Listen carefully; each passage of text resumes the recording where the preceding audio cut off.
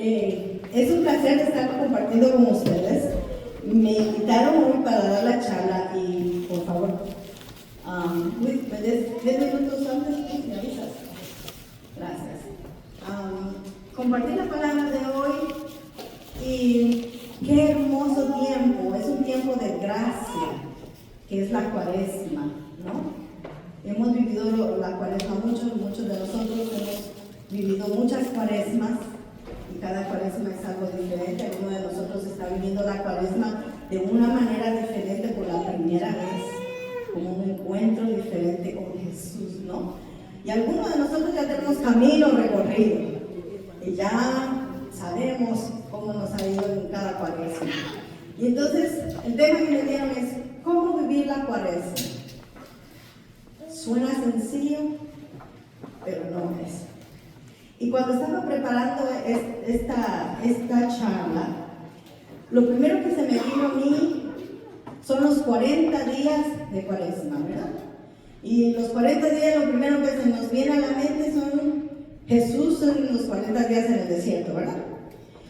Pero también hubo un pueblo que estuvo 40 años en el desierto. Y hoy, los que tuvimos la gracia, porque la verdad que banquete de tener la Santa Eucaristía y todavía tener a Jesús dentro de nosotros, porque Jesús todavía está en ti. Si tú hiciste la comunión. La primera lectura nos hablaba de la alianza de Abraham con el pueblo, con Abraham, ¿verdad? Y a mí, yo decía, Señor, gracias por confirmar lo que tú quieres enseñarnos. Porque cuando nosotros, o los hermanos que traemos la enseñanza, no crean que es una enseñanza para ustedes, también para mí. El Señor también me enseña cuando empiezo a preparar las charlas. Esa alianza que tuvo con el pueblo de Israel por medio de Moisés. Esta alianza es diferente que la de Noé, que la de Abraham. Esta alianza de Moisés es diferente, es una alianza, pero en otras palabras es un contrato entre Dios y el pueblo. Repite, es un contrato entre Dios y el pueblo. ¿Por qué es un contrato entre Dios y el pueblo? Porque Dios le promete al pueblo sacarlo de Egipto y lo cumple, ¿verdad? También en el Salmo decía, ¿no?, que Él cumplía sus promesas, ¿verdad? Y lo confirmaba. Dios cumple sus promesas. Pero entonces ahora nos toca a nosotros somos el nuevo pueblo, cumplir nuestra promesa. ¿Y cuál es la promesa de nosotros? Seguir los mandamientos. Nosotros tenemos un trabajo que hacer. Él nos da, Él te da. Si yo les dijera ahorita, recuérdate de dónde te sacó el Señor, y tú te recuerdas dónde estabas. Recuérdate los milagros que ha hecho en tu vida y en tu familia, y tú vas a saber inmediatamente dónde ha estado la mano de Dios en tu vida. Él ha cumplido. Tú le has orado y Él te cumplió. Ahora, ¿tú estás cumpliendo con ese contrato? ¿Tú estás siguiendo lo que Él dice? Estamos siguiendo, y yo digo, Señor, ¿estoy siguiendo lo que tú me mandas a hacer? Y ahí es donde está la Cuaresma. Tener esa pregunta en nosotros, ¿tú cumples? ¿Y dónde estoy yo? Pero la alianza no termina ahí, ¿no? Por eso ellos van 40 años en el desierto. Y en el camino, Él nos va ayudando, así como nos ayuda Él a nosotros. Por eso les decía, algunos de nosotros es nuestra primera Cuaresma diferente. La estamos viviendo con un gozo. Algunos de nosotros esta cuaresma es de soledad, de tristeza, porque tenemos algo que ha pasado en nuestras vidas, que estamos con María en esa tristeza. Pero hay otros que están viviendo la cuaresma en alegría, en resurrección. Porque también la cuaresma es alegría, es gozo. Por eso es que uno de los domingos la vestidura de la misa rosada, porque es gozo, es alegría. Porque el Señor no se quedó en la cruz, Él resucitó y está vivo y allí está vivo. Amén.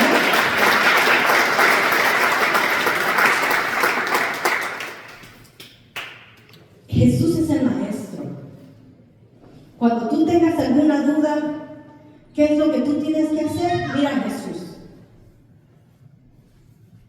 Me encanta lo que están haciendo,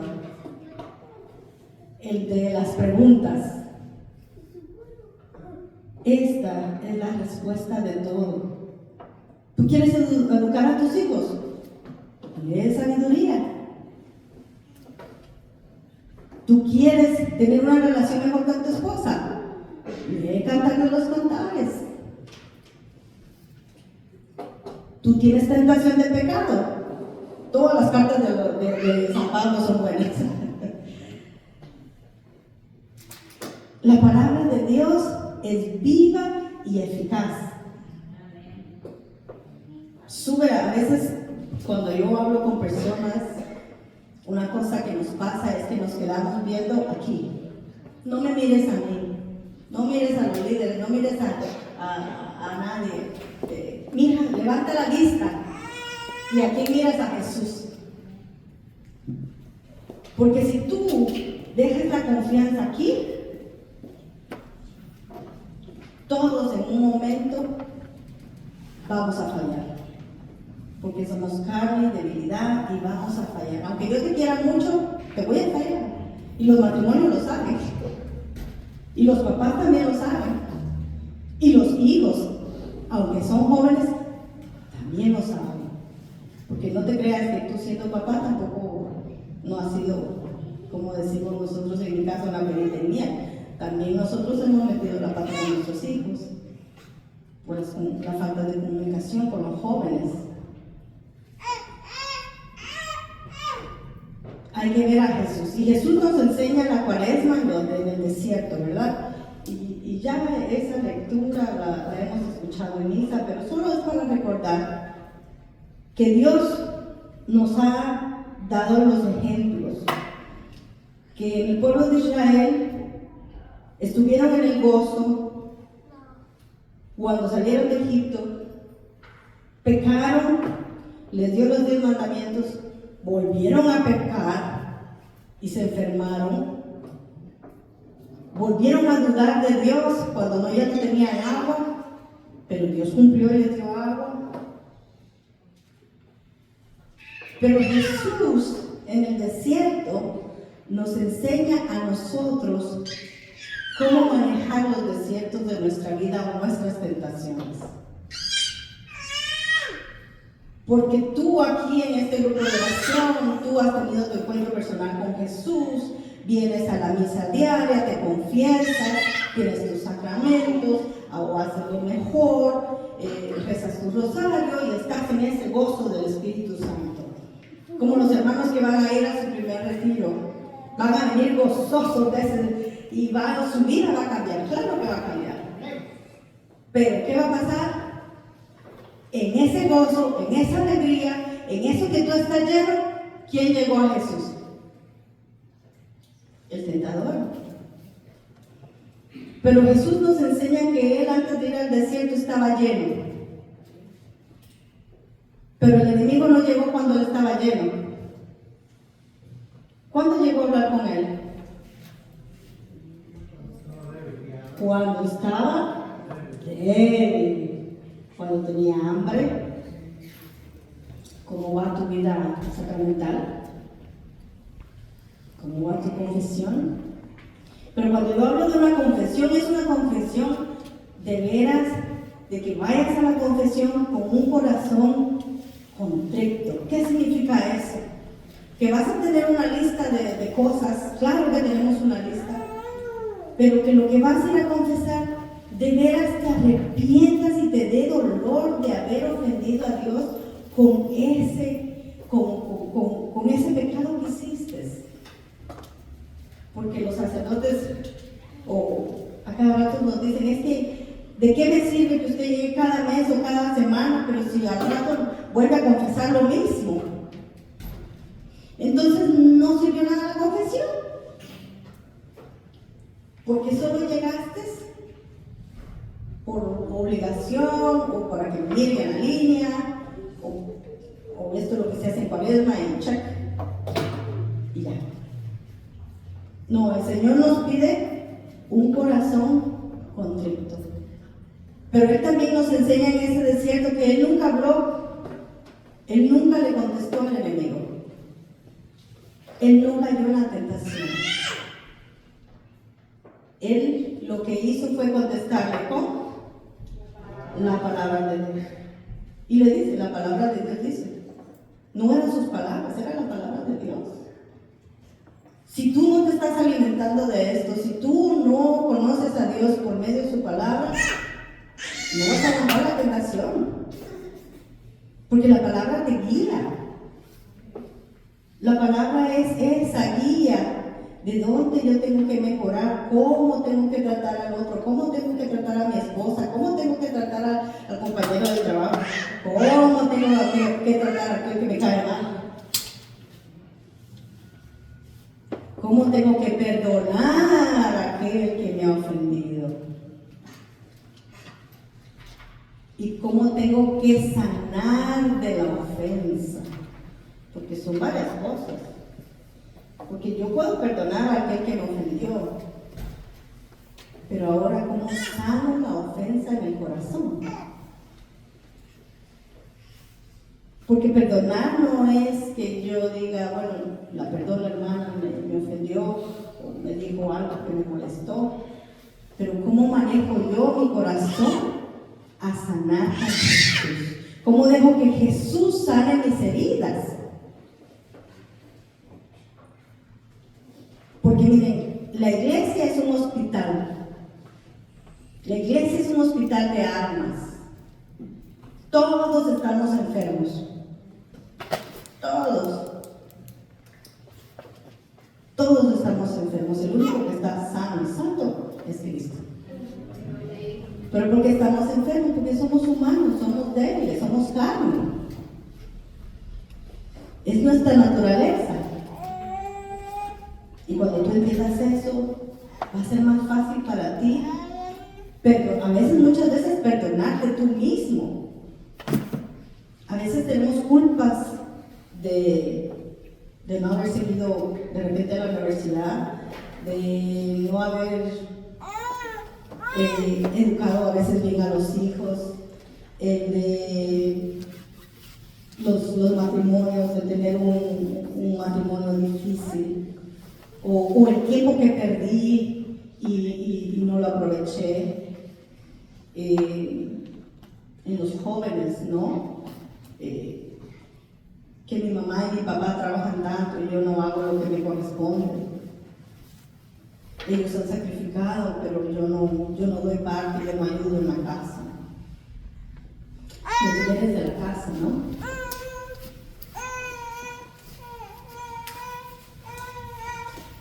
Como yo les decía, muchos de nosotros hemos tenido ya esos cambios en nuestra vida, esas conversiones. Es una conversión, es un cambio de vida, esa relación, esa primera relación con Jesús, que Jesús te encuentra. ¿Cuántos testimonios tenemos en la renovación de un hermano que tomaba una goma, de un joven que vendía droga y usaba droga y el Señor lo sanó de un día para otro y gloria a Dios, y ahora son tremendos predicadores esos jóvenes? Jóvenes que se han ido al sacerdocio. Hay testimonios grandes de las primeras conversiones. ¿Y qué es ese cambio, esa primera relación? Jesús viene y te limpia el vestido bautismal, porque si tú estás bautizado, Te dieron un nuevo vestido. Te limpiaron el pecado original. Tienes un vestido blanco como le ponemos a los niños. También Jesús te limpió ese vestido por medio de su sangre. Te limpió todo. Pero ¿qué pasa cuando tenemos un vestido nuevo? Nos lo ponemos rapidito, ¿verdad? Pero ¿qué pasa con el vestido? Se ensucia. Y tú dices, bueno, me lo pongo solo por unas horas y lo vuelvo a colgar. Está un poquito sucio, pero le paso un pañuelito y ya se limpió. Y vuelves y te lo vuelves a poner. Ya la otra vez, no importa, ya está, pero todavía no lo llevo a la lavandería. Y te lo vuelves a poner, y te lo vuelves a poner, y te lo vuelves a poner. Y ya no te importa si ya lo mandas a la lavandería o no. Y eso es el vestido espiritual. Jesús te limpió, pero tú has ensuciado ese vestido con el pecado. Pero hay que limpiarlo. Para eso Jesús nos da los instrumentos del sacramento. El lunes vamos a tener las confesiones. Donde quiera que tú estés, hay una iglesia abierta. ¿Te da vergüenza que te miren aquí? Estás trabajando en Manhattan, ve a una iglesia y Manhattan hasta las 6, 9 de la noche están abiertos. Estás en Brooklyn, estás en una iglesia católica y ahí van a estar los sacerdotes confesando. No importa dónde estés. La iglesia está abierta porque sabe que nosotros necesitamos esas herramientas para poder salir adelante con Jesús en este mundo. Porque si no tenemos a Jesús a nuestro lado, podemos ver a nuestro alrededor tanta gente con tanto problema, cuántos jóvenes tristes, cuántos jóvenes sin amor, cuántas personas mayores solas pero están acompañadas. Porque tú puedes vivir una soledad teniendo a todos los de tu familia y no te sientes amado por ellos. Y vives una soledad en compañía. Pero para entender el pecado, necesitamos entender qué es el pecado. Algunos de ustedes ya lo saben. Pero vamos a recordarnos. Hay dos clases de pecado. Está el pecado venial y está el pecado mortal, ¿verdad? Entonces dice, el pecado venial son aquellos que son relativamente menores y pueden ser perdonados a través del sacramento, o sea, el sacramento de la confesión. Esos pecaditos que tú dices, ay, es una mentirita pequeña. Mira, una mentira es una mentira. No hay una mentirita piadosa, tampoco hay una mentirita piadosa. El pecado es el pecado y es igual. Pequeño o grande es lo mismo. Pecado es pecado.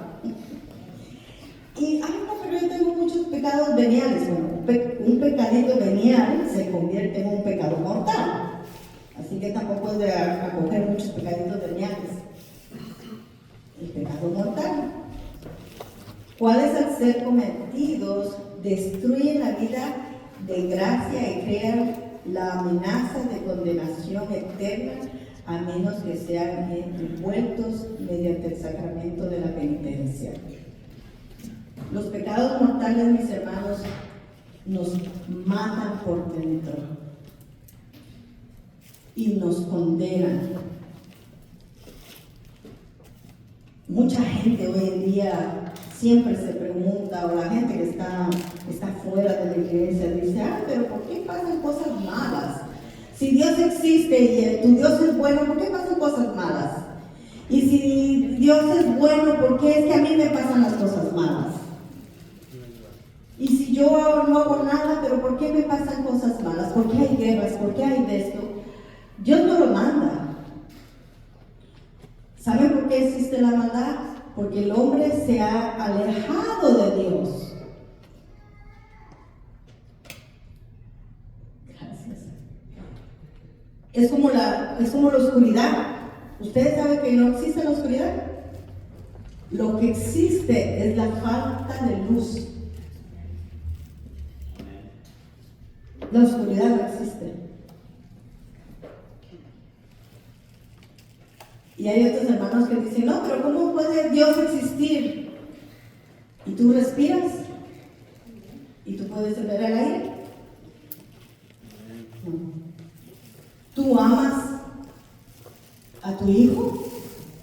¿Tú puedes ver el amor? ¿Tú amas a tu papá y a tu mamá? ¿Tú amas a tu novia?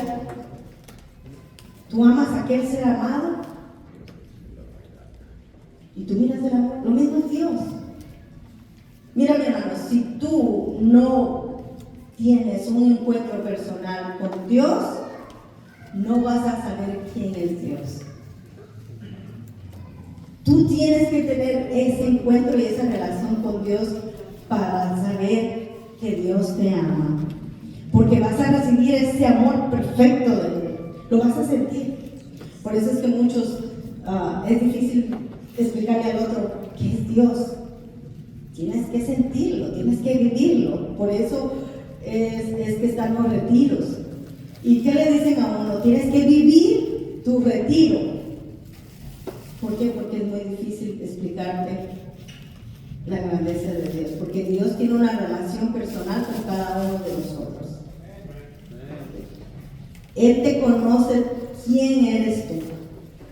Él te va a enseñar y te va a tratar a ti conforme tu experiencia de vida, conforme tus relaciones, conforme donde tú estás en este momento, cómo te sientes. Él sabe cómo tú te sientes, Él sabe los problemas que pasas, Él sabe cómo tú aprendes, porque hasta para eso nos enseña.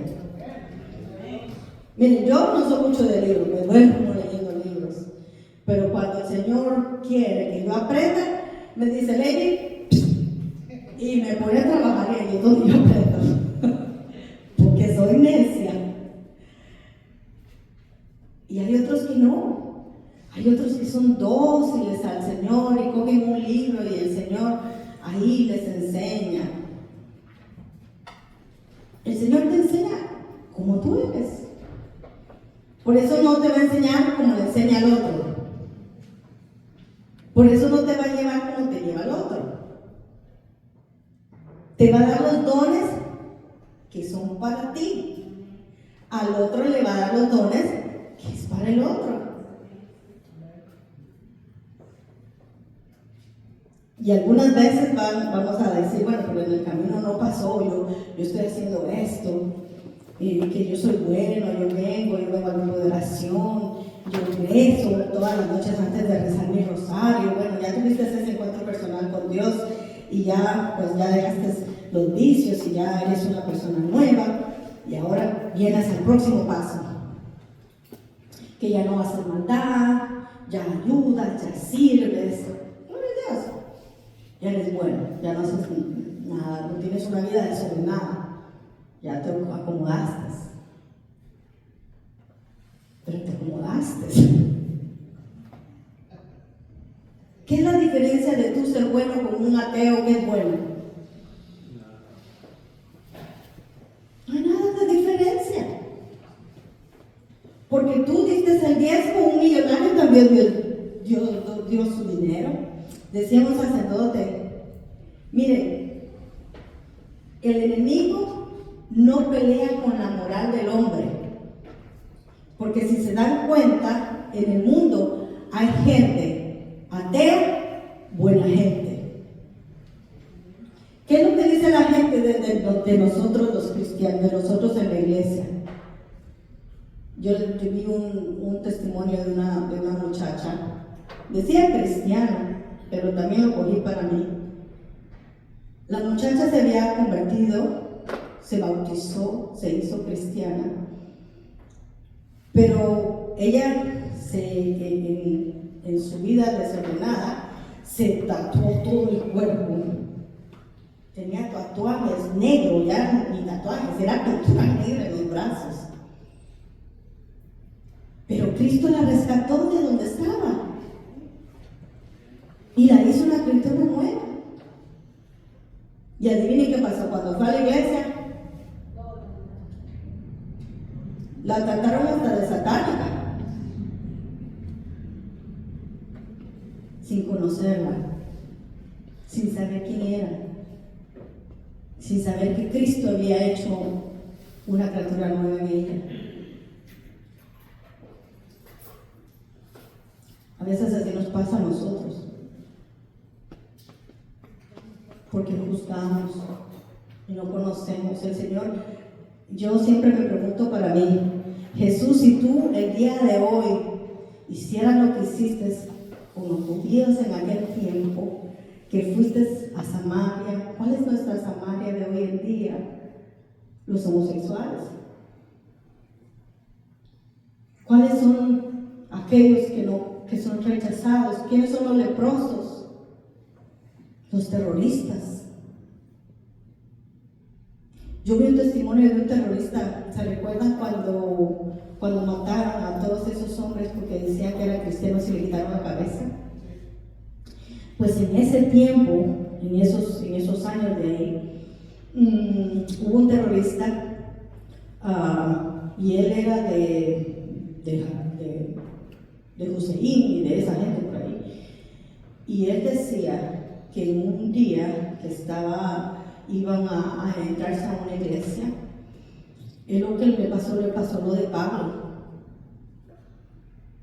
Algo lo detuvo y se le apareció Jesús. Pero él no reconoció a Jesús porque no sabía quién era Jesús. Y Jesús le dijo: ¿por qué me persigues? ¿Por qué me quieres matar? Y él dice que no le pudo decir nada, porque el amor que ese hombre recibió lo llevó al suelo. Lo llevó a hincarse porque era tanto lo que estaba recibiendo en ese momento que reconoció que eso era Dios. Y le dijo él: ¿quién eres tú? ¿Por qué me está pasando esto? Y le dijo: soy Jesús. Y él decía: él me amó sabiendo que yo estaba matando a su gente. Él me amó, él cambió mi corazón sabiendo que yo era malo.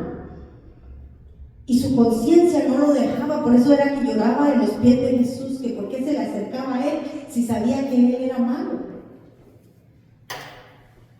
Y ahora da el testimonio de lo que había pasado. Ese es el Jesús de esta cuaresma, ese es el Jesús de la cuaresma, ese es el Jesús que quiere que todos los que están afuera y los que están aquí adentro se salven.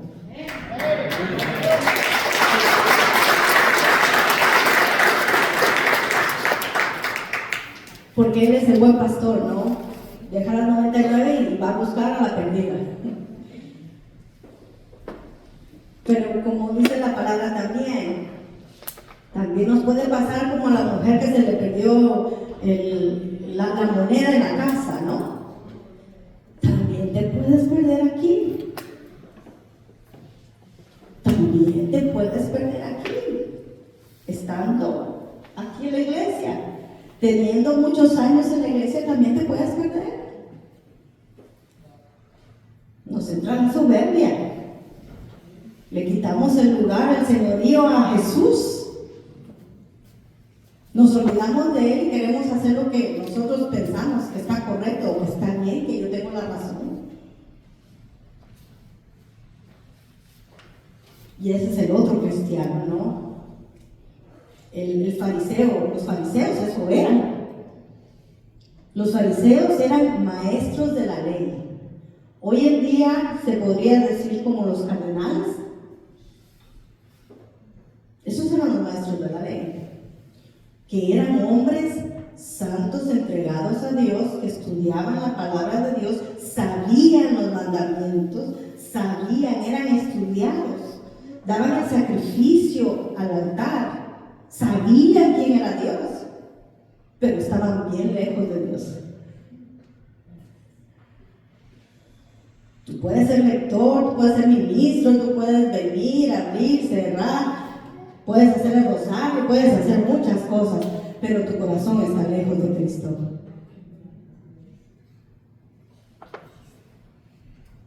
Jesús nos llama a estar cerca de Él, a tener ese cambio. No importa dónde estés, si es por primera vez que vienes y Jesús te llamó hoy, Él te está diciendo, yo deja todo y sígueme. Que Él te va a dar algo mejor de lo que tú tienes en este momento. Que claro, que también dices, sigue, coge tu cruz y sígueme. Tampoco van a hacer un Edén, pero Él va a estar contigo y tú vas a decir, Señor, ¿cómo pasé aquí? Pero si tú estás como los segundos que son buenos, el Señor también te llama a que des el brinco. Ya es hora que tengas una relación más íntima con Él. Está bien que seamos buenos, pero Él no nos llama a ser buenos, Él nos llama a ser santos. Amén. Y con cuidado que no caigamos como los fariseos, porque Jesús era duro con los fariseos. Jesús les decía hipócritas, que les dan el yugo a los demás que no quieren cargar ustedes. No se maquillen para que los demás miren que están haciendo oración. Con cuidado, no caigamos en eso. Y caemos bien rápido, es una tentación difícil. Tenemos que ser nosotros mismos. El Señor te ha llamado como tú eres. Miren, yo les digo a mi grupo de oración, a mí no me importa meter la pata, a mí no me importa cometer un error, porque yo reconozco que soy carne y soy débil. Pero eso sí, voy a cometer el error una vez. Una segunda vez ya no lo cometo. Pero le pido a Dios que en mi error me dé la gracia para corregirme y que me enseñe el camino correcto. Amén. Para luego seguir aprendiendo más. Porque conforme tú vas cambiando, hacia el Señor va caminando contigo. Amén. Amén. Pongámonos de pie.